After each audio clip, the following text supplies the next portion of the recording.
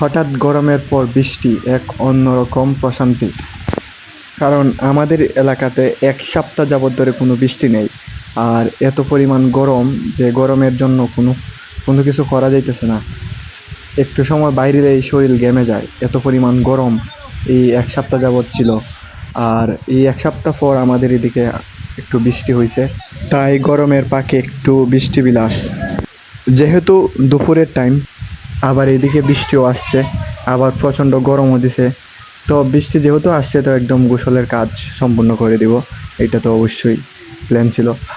তো বৃষ্টি কিন্তু অনেক ঘন হচ্ছে, তাও আমার পোষায় না। তো আমি মাঝে মধ্যে আমার পিছনে টিনের পল্লব দিয়ে অনেক বেশি পানি পড়তেছে, তো এখানে গিয়ে পোষায় ফেলি আর কি বৃষ্টি। তাও তো ভিডিওটি ধারণ করছিল আমার অপোজিটে একটা ঘর থেকে, ঘরের বারিন্দা থেকে আমার ছোটো বোন।